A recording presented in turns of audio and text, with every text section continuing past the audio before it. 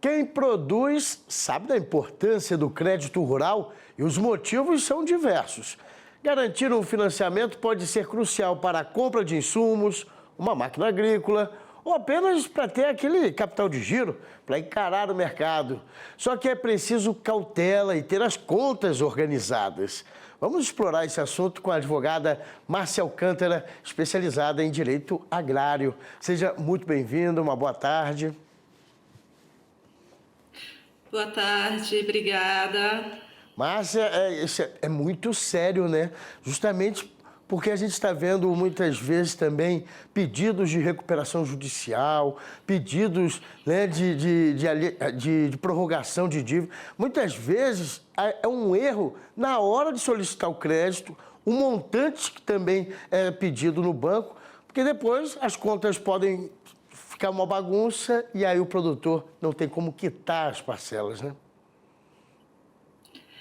Exatamente. E o produtor rural, ele precisa ter precisa ter cautela na tomada de crédito, porque é essa tomada de crédito que vai definir se ele vai alavancar ou não.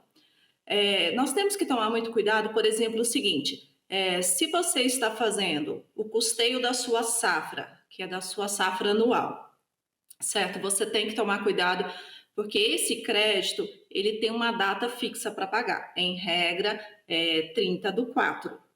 Você tem que fazer o cálculo se aquela lavoura sua vai conseguir produzir. Um grande erro do produtor rural é pegar um custeio, alavancar o valor do custeio no banco, né, com a instituição financeira, os bancos regulares ou as cooperativas de crédito, e contratar para essa mesma safra a troca ou o barter, né? Então, o que acontece? Você imagina que a conta não vai fechar. Vamos fazer uma conta básica de padeiro? A mesma safra que você tem para pagar esse custeio, você precisa utilizar-se desse produto, desse grão, para pagar o barter ou a troca que você fez. Então, precisa se tomar muito cuidado com isso. A tomada de crédito, ela precisa ser uma decisão acertada. Porque dentro do inadimplemento, os juros são muito altos. Você ficou inadimplente com o banco, o que são as possibilidades que você tem para quitar esse débito? Uma renegociação, certo? Uma prorrogação via banco. Então, o banco te dá essas duas opções. Ou você entrar com um pedido de prolongamento dessa dívida sua, desde que ela seja proveniente de crédito rural. Quando você entra com o pedido de prolongamento, você tem que provar que você teve frustração de safra ou dificuldade na comercialização.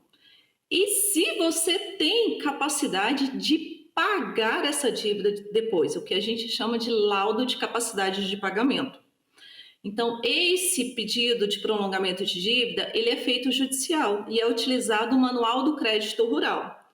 Então, tem todos os requisitos aí para você cumprir, para você conseguir esse prolongamento de dívida, que, em regra, o banco não faz de modo administrativo, nem o banco, nem as instituições financeiras.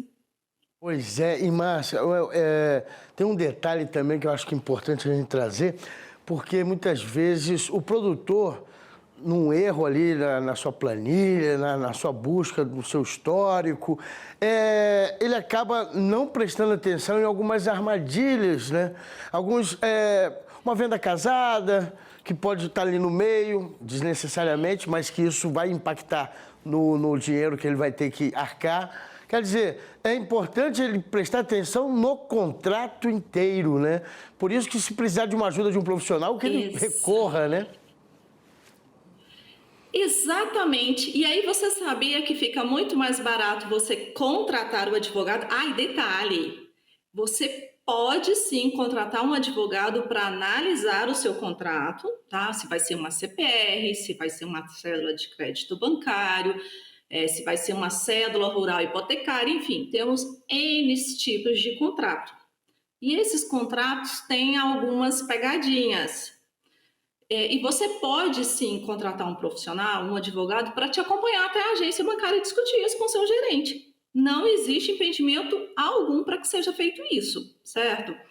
E aí, dentro dessas pegadinhas, você tem que tomar muito cuidado com uma coisa que chama-se acessório financeiro. Você nunca sabe o que é cobrado nesse acessório financeiro. Então, o banco precisa descrever para você. Olha, o acessório financeiro está incluso taxas, indexadores e tal. Porque nós estamos agora vivendo um momento econômico muito delicado para o produtor rural, porque você tem as taxas de juro, o manual do crédito regulamenta que não pode ser superior a 12% ao ano, mas existe um indexador. Agora você imagina que nós estamos agora com uma taxa Selic de 14,75%. Então você vai pagar a sua parcela ou de custeio ou de investimento com os juros e um indexador. Então, complica muito para o produtor rural ele conseguir quitar esse débito dele com a instituição financeira no cenário econômico que nós estamos vivendo hoje.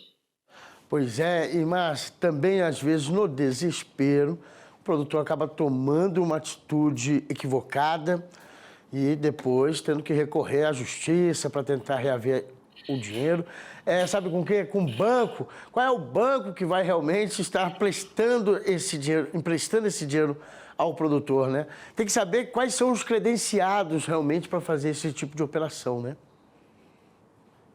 Exatamente. E assim, você falou um ponto, é a questão da venda casada. Você não tem obrigação nenhuma de contratar seguro de vida, você não tem obrigação nenhuma de contratar seguro para sua máquina agrícola e normalmente são oferecidos esses produtos, porque é onde o banco alavanca as vendas dele, né?